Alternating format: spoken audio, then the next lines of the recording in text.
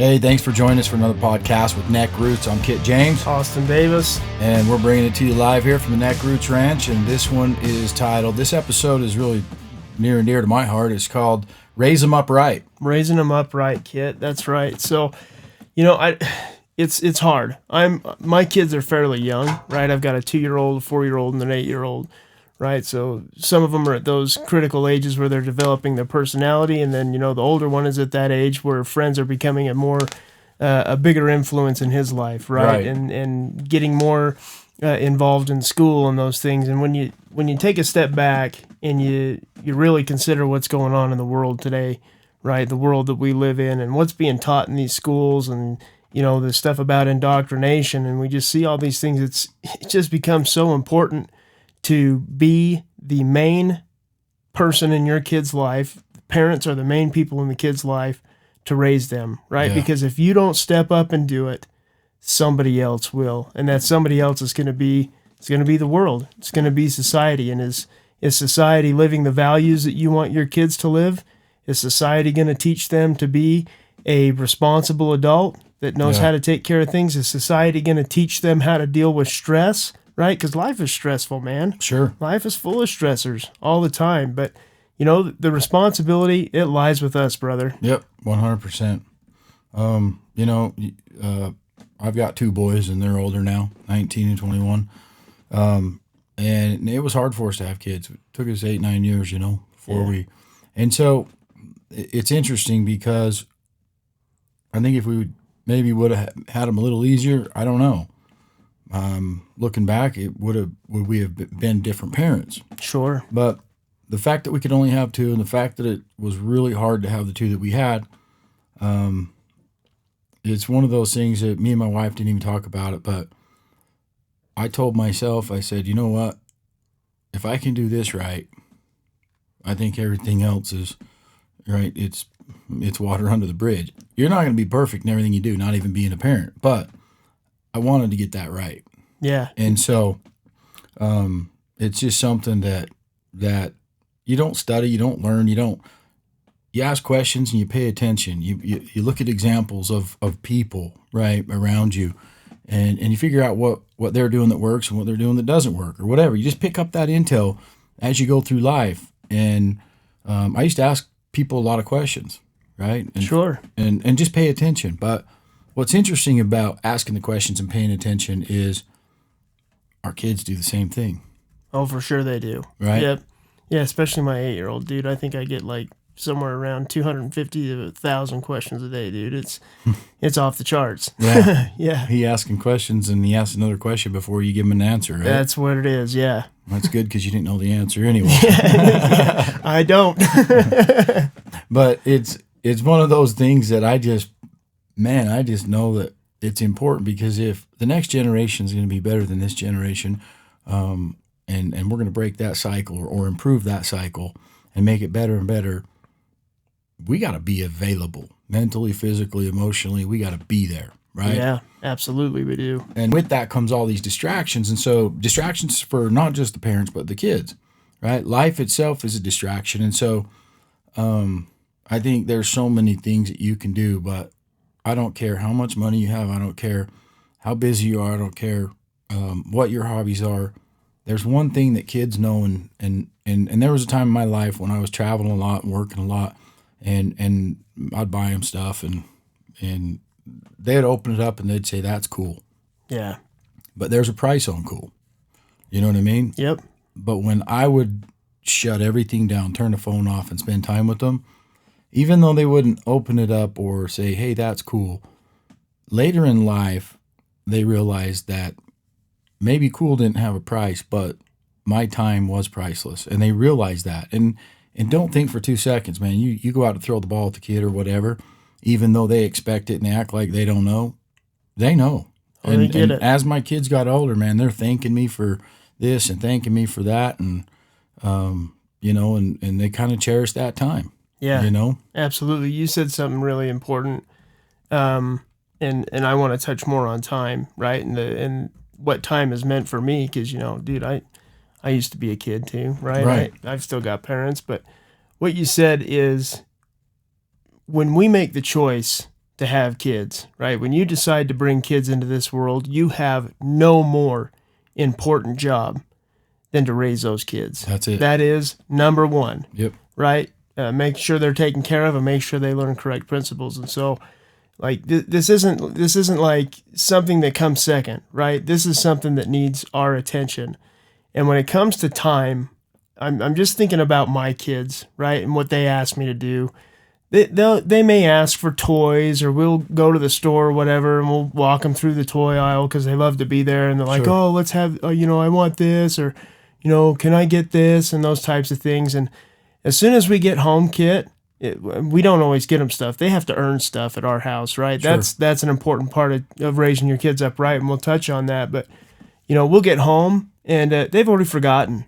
Mm-hmm. This is 30 minutes. This is just only 30 minutes has gone by, and these material things, man, it's out of their head. Yep. But, my kids, especially my 8-year-old, right, and my 4-year-old, they ask to spend time with me all the time. Hey, Dad, will you come play this board game with me? Or will you come play this card game with me? Or, hey, Dad, can we watch a movie together? Or, hey, my daughter right now, she just learned how to ride her bike, right? And we did it no training wheels, dude. She's a rock star on a bike, dude. So now she's always asking, hey, Dad, can we take my orange bike and go to the church parking lot so I can ride around? She just wants to go out and spend that time with me, and that means the most to the kids. And I think back to when I was a kid, and both my parents are fantastic. Like I'm blessed, dude. I've got great parents. But my dad is my best friend, and he is my hero. There is no question about it. And when I turned, I've always been obsessed with dirt bikes. We've talked about this up and down, right? And it's been my lifeblood. When I was 9 years old, I got my first dirt bike. It was a 1976 Yamaha DT100, dude. This metal gas tank, tail lights, rack on the back to strap your bag down to, the headlight. I mean, it was an old school enduro bike, and it was the greatest thing I'd ever got in the entire world. But the thing that led to was me getting to spend time with my dad. We went out every weekend, and we rode dirt bikes, and we've been on over 500 riding trips, easy over 500 riding trips throughout the years. And that also equated to every single riding trip was a minimum of 2 hours window time. Oh, yeah, for sure. Right? And those conversations that I've had with my dad, I mean, they're irreplaceable. That time that I spent with my dad, irreplaceable. Now, I also did things with my mom. They were different. Sure. We did grocery shopping together, but every time we went grocery shopping when I was a little kid, dude, Cookies.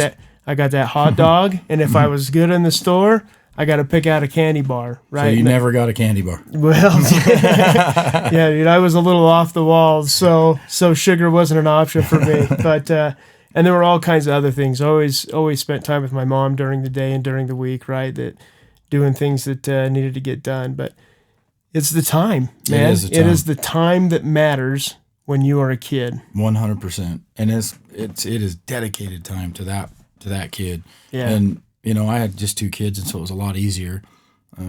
We spent so much time with my oldest wrestling, and then my youngest spent so much time just fishing and being in the outdoors. They're so different, but one of my one son's favorite restaurant is not the other son's favorite restaurant, and that's okay. Yeah, we cater to whatever it is, right? And we spend time there, and I feel bad for my wife because we don't have any girls, and so when we're out, doing full throttle crazy boy stuff, she's like, yeah, no. And so we would always take the opportunity before they go back to school, and I'd say, hey, take them to Vegas or somewhere and go school shopping. Now, you can go school shopping down the street, but it's that time. Yeah. Go spend time, make it the excuse to school shop and go do stuff right, with them and spend time. So she did that every year, and now she really looks back and goes, I'm so glad I had that one-on-one time, because Dad gets it all the time. I take him to work and take him everywhere. And so you said something interesting, Austin, and that is your kids at their age right now, they're always asking you for your time. Yeah. I'm going to tell you a secret. When they get into those teenage years, you're going to be asking them for their time. Dude, that's what I've been hearing. It breaks my heart. Yeah, and so I'll tell you when you've won is I said, hey, you want to go do this or this? And he's like, yeah. My son's like, yeah, let's go. Hang on a minute, I got to make a phone call. And so we're driving. I'm like, what do you mean you had to make a phone call? What, you got to cancel a doctor's appointment or what? Yeah. And he goes, oh, no, my buddies were all going, up to do a bonfire and this and that. And I'm like, bro, you ain't got to hang with the old man. He goes, way funner. And I was like, and he did it all the time. Made me cry, man. That's awesome, man. And I'm like, hey, don't feel obligated. Da-da-da. He goes, frick, no, dude, they ain't as fun as you. I'm like, well. Dude, that's a testament to you, okay. Kit. That's a testament to the dad that you were to those boys. To those boys, man. I'm like, man, these kids are boring nowadays. Yeah, no kidding. We were doing all kinds of crazy stuff with our friends, right? Yeah. So raising the kids, I think it's a don't tell me, show me type of a deal. You can't armchair quarterback raising kids. No. Right? And we ain't got it all figured out. We're just telling you what we got figured out. Yeah. Right? Yeah. But 100%, you're going to teach a kid how to mow a lawn. You ain't doing it from an armchair. No. Right? Nope. Don't tell me, Pop, show me. Right? Yep. And if you can show them and you can trust them and you can start raising them, dude, they'll soar. Yeah, they'll do it. My kids started everything young. I mean, they were driving the boat and back in the trailer at 13. Yeah. I got in trouble for it a few times. Right. But the confidence and the trust that it says here, Dad's giving you this trust, man, it just makes a big difference. But what's interesting is that don't tell me, show me type of world is if I want to teach my boys how to work and to be grinders and growlers and get Western and don't find an excuse, even if it's a good excuse. For example, I'm all dirty right now, bro. Dude, right? You were on the job, man. I was on the job. Yeah. And I'm all hammed up, broke my wrist, right? Yep. I hope my doctor ain't listening because I'm supposed to keep it elevated so the swelling will go down so I can get it cast. It's elevated. It's above your feet. Yeah. There you go. I just raise my hand at work once in a while. There you go. So anyways, I was up working on this job and it was in a remote area and I was in my excavator, right? And I had an appointment and it was a church service appointment on Saturday that I told my kids, hey, we need to go to. And, they were at that age. They're like, sounds like a lot of fun, Pop. Yeah, no kidding. And I'm like, hey, dude, did you commit to go? We're like, yeah. I said, okay, so did I. Let's go. And so I said, look, I'm going to go up into this canyon and finish excavating out this area. And, I mean, it's in the middle of nowhere. And on Saturday morning, no one's there. So I shot up there just to finish a few things so I could get my excavator out of there Monday. So I was working that morning, and then I was going to come home, change, and, shower and get ready to go and go to our meeting. Yeah. Right, take the boys to dinner and go to our meeting. So while I was up there, I was just finishing up, and I'm like, man, there's something in the way of this rock. It looks like a live wire or something, So I jumped down in the trench and left my phone up in the excavator. Yep. Right? Jumped down the trench, pull on this wire. It busts that big boulder through, lands on my knee, lands on my leg, pins me in that trench. Oh, my gosh, dude. It took a minute, bro, to get out from underneath that boulder. I had to rock it, move, and it took 30, 40 minutes, and it hurt like a bugger. But when I stood up, I fell back down. The knee gave out. Yeah, just ripped it, right? And I was like, that's weird. Maybe it's asleep. Yeah, right. From being under that boulder. Under the boulder for so long. I stood back up and I watched my knee go whoop the wrong way. I'm like, gosh dang, dude. Well, that ain't good. No. My phone's up in the tractor, and so I climbed out of there on all fours, right? Up to the tractor, climbed out of the trench and got in, and I was sitting down in my tractor going, frick, dude, that all happened so fast. What happened, And yeah. I'm like, that ain't right. So I tried to put pressure on again. Whoop, go the wrong way. Gosh. I'm like, okay, my knee's detached. ACL's gone. Program's over. Yep. Yeah. It's left the building, dude. And so it felt good sitting down. So I finished excavating because you're sitting down. You're already on the job. Right? But I couldn't get out and walk to my truck because it was down, at the trailhead. And I'm like, I'll just drive the tractor over there. So when I was done, I drove the tractor, the excavator. I walked it right up next to my truck. My truck's lifted. And so it was a perfect height to get off. From the excavator into the truck. Sure. Yeah, I got down onto the track, into the truck, and boogied home. So I get home and I'm like, frick, I should say something, but I mean, I already know who my doctor is, and I know he's not there on Saturday. Yeah. I ain't going to go 911. I'm not going to the emergency room. No. You know what I mean? For what? Yeah. You already know it's broken. I already you know. already know it's ruined. I know what the deal is. Now it's time to go get it fixed. It comes with a brace, and then it comes with a scheduled surgery. It comes with a $1,500 brace that they paid $100 for, dude. $900 cash if you give them cash. There you go. Give them cash. So, anyways, I went home, and I was hurrying, and I showered, and I changed, and I was just not putting pressure on it. Well, I was trying to get dressed, and I was in my closet. And my wife comes in. She goes, honey, you better freaking hurry. You're going to be late. Kids are waiting for you. Yeah. And she opens the door, and she goes, why are you sitting on the floor in your closet? And I go, I'm trying to put my pants on. Oh, man. And she's like, what do you mean you're trying to put your pants on? I said, I'm just trying to put them on. Can you help me? And she's like, what is wrong with you? I said, here, I'll show you. Help me up. Oh, dang. So I stood up, and I go, watch when I put pressure on this leg. Whoop. Right? And she about puked. And No kidding. So she freaked out. She goes, you can't go. I said, no, you don't understand. I said, this is a great teaching opportunity. I said, if Dad can blow his whole knee out and still show up to something that I said I would show up to, right? Yeah. That we committed to go to, I said, think about it. When they're making excuses in the future, my tummy hurts, or I got a scratch, or whatever. Yeah, right? they're going to think back to this time. Yeah. Oh, and it happened several times, bro. Oh, I'm sure. Right? I'm sure. And so I nicknamed one of them for a minute Scratch, right? I'm like, Scratch, you gonna be all right? Scratch. I walked in the middle of him telling his mom he can't go to this function, and do this bike ride with all these kids, and because of this or that or something. And I'm like, It's just a scratch. And dude. as soon as he saw me, he's like, you shut up. You know what I mean? Yeah. Because they can't. No. So I'm not saying you have to do something that extreme, but they do pay attention. Yeah. Right? So if we're snibbling, they're going to be snibbling. If we got a scratch and we don't know how to grind it out and we don't have grit, guess what?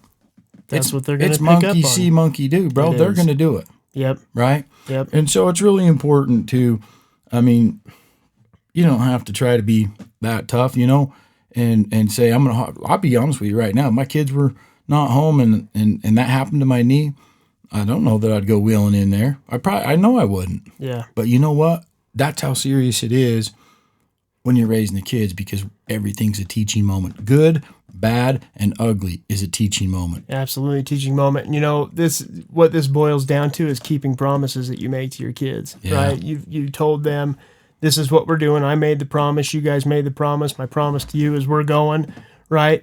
And nothing is going to destroy a kid quicker or cause a kid to lose respect in you as a parent than if you break your promises with them. Just as important as your promises to yourself are your promises to your kids, right? They know it. They see it, right? Yeah. They feel it. It's one of the important things that I was thinking about as we decided to talk on this, raising our kids up right, is being the type of parent that your kids can come to. Yeah. Right. And if you want your kids to come to you, if you want your teenagers to come to you, now I'm not experiencing this yet. This is just, what I've been told, but you and I talk about this all the time, but you got to be honest with the kids, right?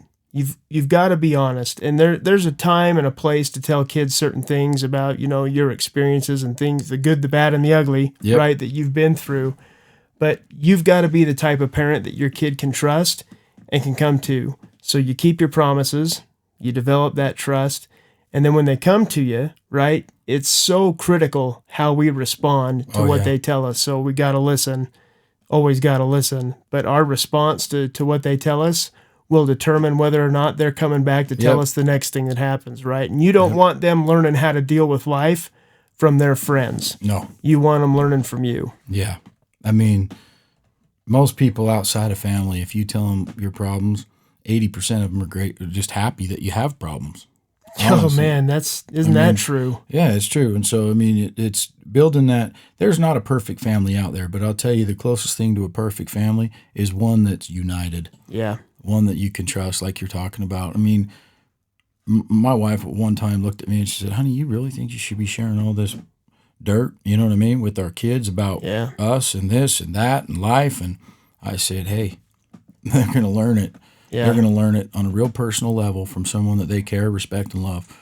And I said, and if they can see, Dad, hey, this hurt, and this was painful, and I don't want you to go through it. Well, you can't just say, don't touch that, it's hot.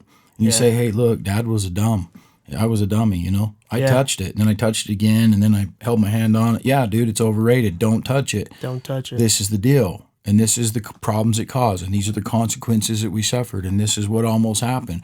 And so all these things, and it's like, I know some parents that'll act perfect or whatever because they want to be that example for that kid, but the truth is, you're never going to connect with the kid unless you get on their level. Getting on their level means being honest with them. You don't have to tell them everything, right? What color of laundry was that you're all hanging out in the past. You just got to give them a flavor of, hey, you know, I went down the wrong road. I'm grateful that I went down that road for just a minute so I realized it was the wrong road, but just so you don't have to go down it and suffer like I did, check it out. This is what you need to be aware of. Here's the yield sign. Here's the caution sign. Here's the, warning signs. Here's all these things. And if you think that you're going down the wrong, hey, holler, man. I'll never judge you. I'll never, you know what I mean? You got to get on their level. Yeah. So if we're up here, and I've learned more from my kids than they've probably learned from me. You know? Isn't that the truth? We're in this together, man. Yeah. You know what I mean? Yep. So.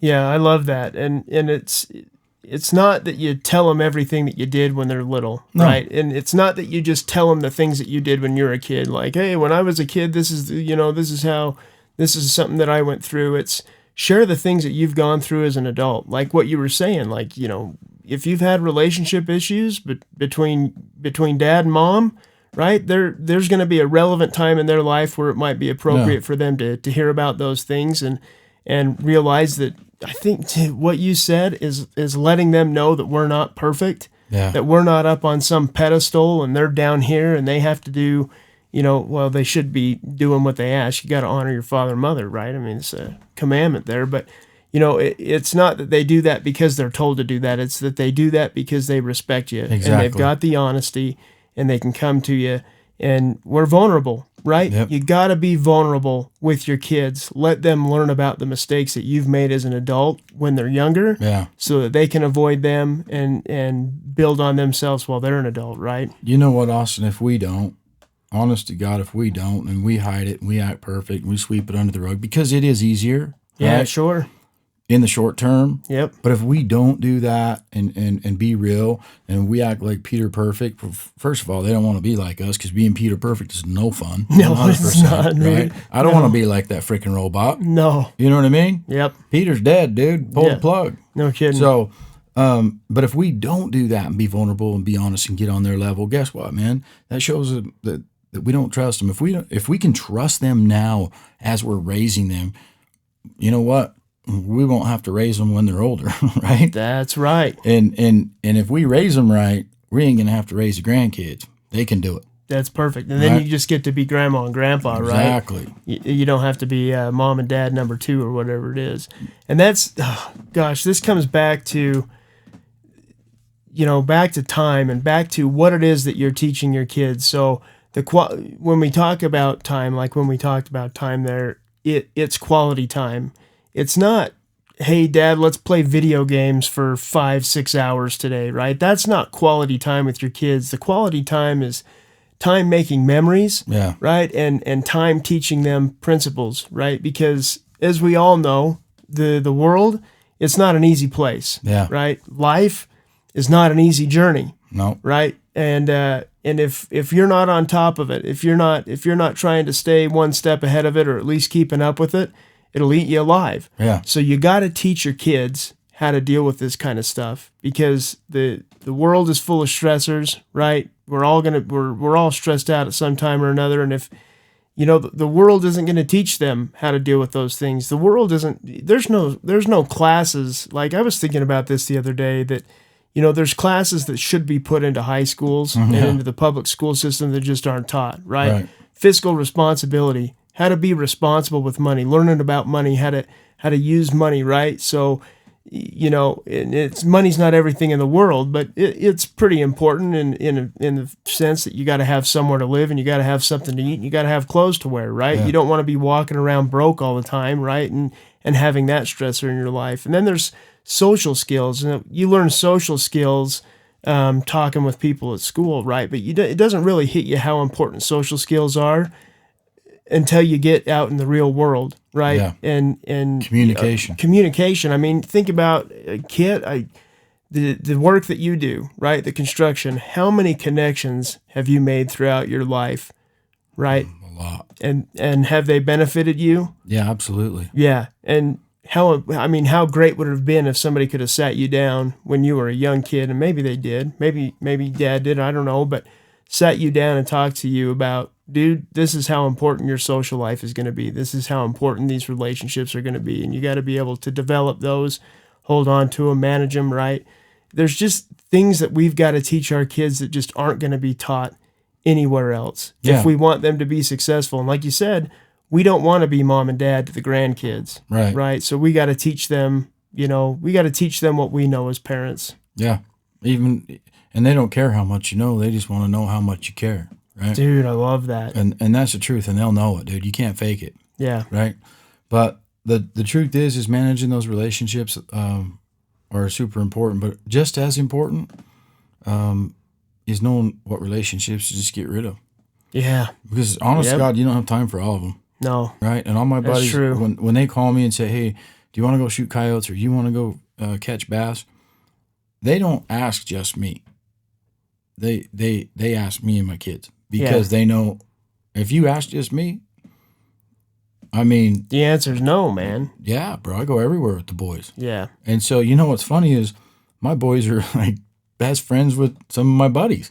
And they'll call me up and say, hey, can I take your son to shoot pot guts? And then we're going to chainsaw down some trees and clear some, our property and get rid of some noxious weeds. And I'm like, sure, dude, put them to work. It's cool. Yeah. So they'll call and go hang out with the kids too. That's awesome. But I think the kids notice that. They notice everything. You know what I mean? And so raising them up, it's like those relationships. I was I was doing a seminar one time, and I was one of the members of the panel, it's a panel of specialists, and people ask you questions, right? Gotcha. And someone asked the question to me, if you could go back into your early 20s or late teens, what is the one thing that you would do better or that you would like us to know?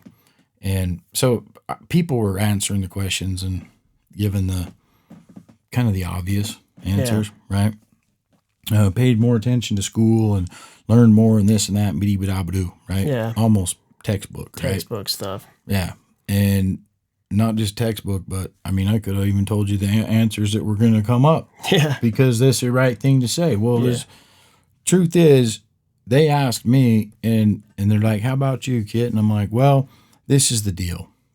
I would take that whole year and I would meet everybody and I'd ask them questions and I would make sure that I kept, notes of what I learned and stay in contact with those. Because the truth is, man, if you're the smartest person in your circle, you got to get a new circle. Yeah, it is. You know what I mean? Yep. And so... Never be the smartest person in the room.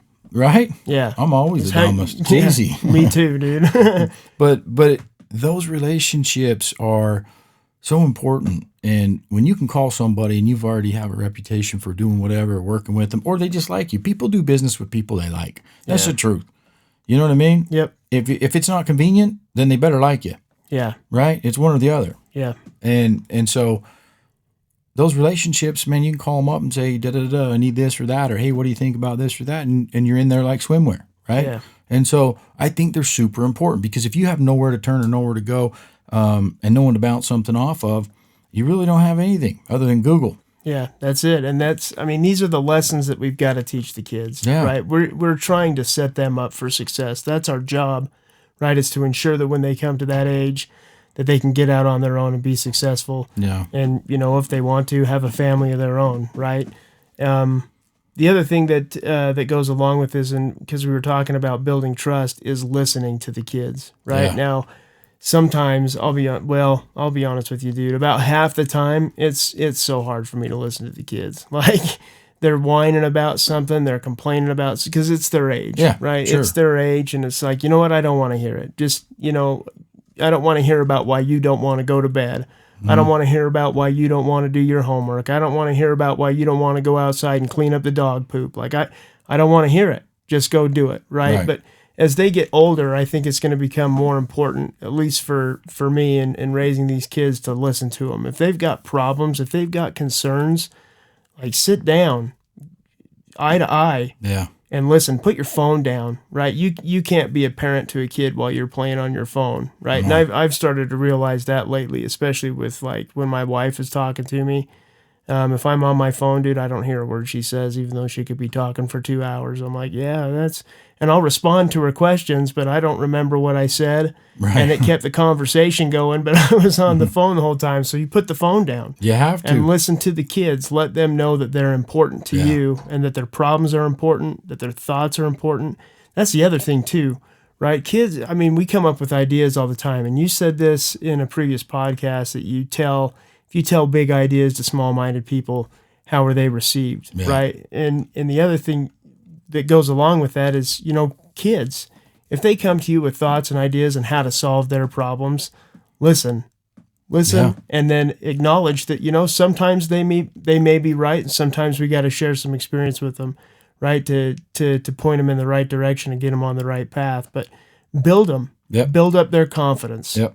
That's the best thing you can do. Teach them everything you can at a young age. And if you think they're too young, no, you ain't paying attention, man. Yeah. You show them once, boy, they can. I threw my son in that big excavator, and he's like, it's pretty big, Dad. I don't want to. I fit in the bucket. And I'm like, yeah, it's no different than the little one. He's like, well, I'm kind of scared. And I said, don't be. Throttle it up. Yeah. And you got to give that opportunity to them. And if they crush something, dude, my kids have crashed the boat. They've crashed the truck. They smashed the side of the dump truck with a tractor. How else you gonna learn? Yeah. You got to be bumping and grinding to learn. That's just how it is. Yep. I love that. Give them opportunities, right? You have to. Don't try and do everything for them. It's easier if we do it. It is. And that's something that I got to learn, Kit, because I have a hard time letting the boy go out and mow the lawn. I'm like, you know what? I got a particular way that I do this. I'm going to mow the lawn. But to be honest, my dad had me mowing the lawn when I was like 6 years old. Yeah.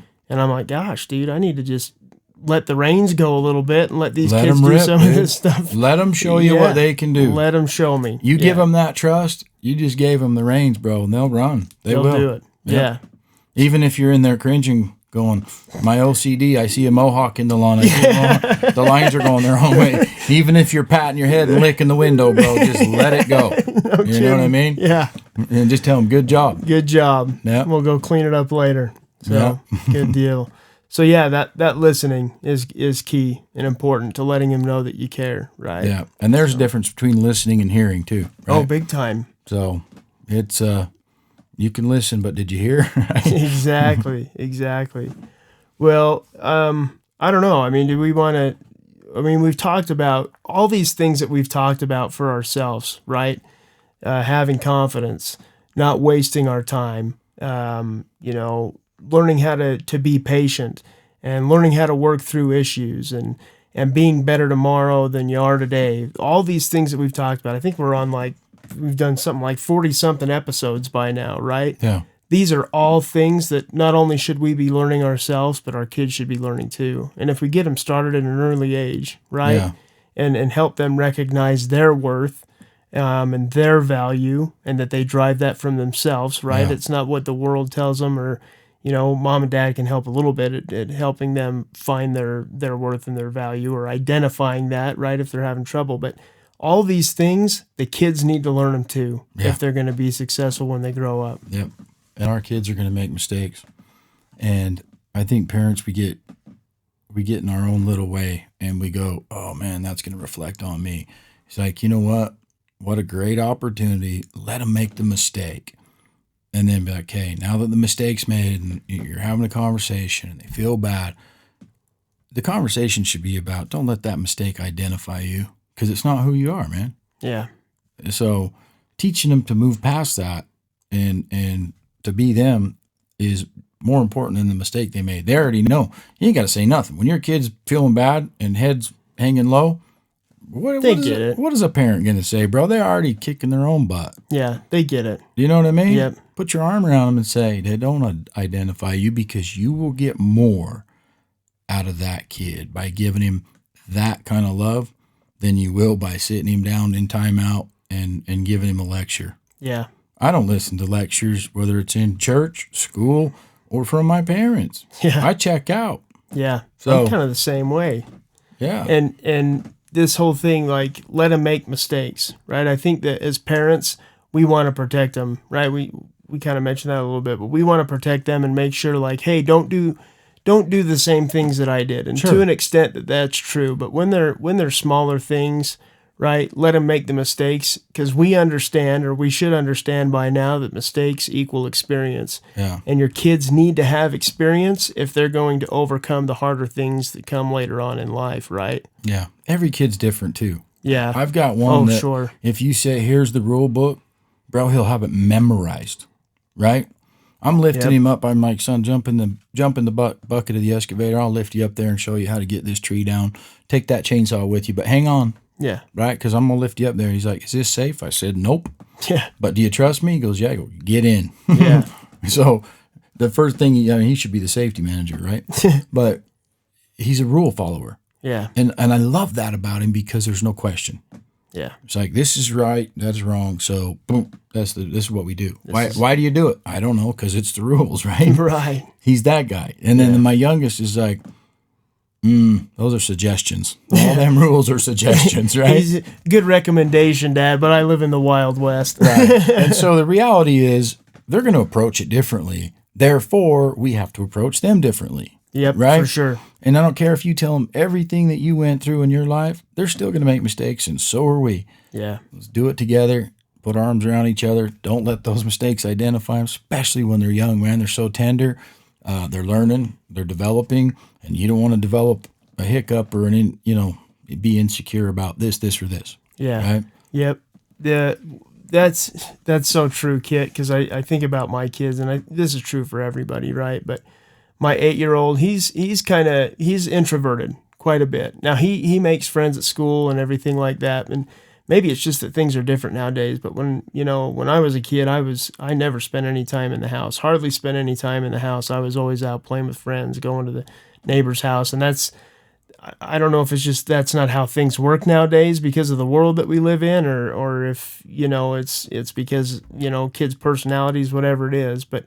He's more introverted. And then I've got a 4-year-old, my daughter, dude, and she's got personality for days, and you can't tell her what to do. You can't. You have to bargain with her. You have to make her think that it's her idea in order for her to. And she's only 4 years old, man. I got my hands full when she turns into a teenager. But, yeah, you do. But they're all different. But even though they're different, you can teach them the same things. Sure. You just do it different ways, right? Mm-hmm. And one thing that my wife is adamant about is teaching the kids to be dependable, right? And not just dependable for us, but dependable on a team. Like she puts the kids in team sports, and I think we all, to some degree, have put our kids in some type of sport, whether it was an individual sport or a team sport or something like that. But let them know that other people count on them to do their part, right? And then that will instill in themselves that they can count on themselves to do their part, right? It helps them develop that confidence, and also just be a reliable individual if somebody needs something, right? Especially when it comes to work and career and stuff like that, whatever you choose.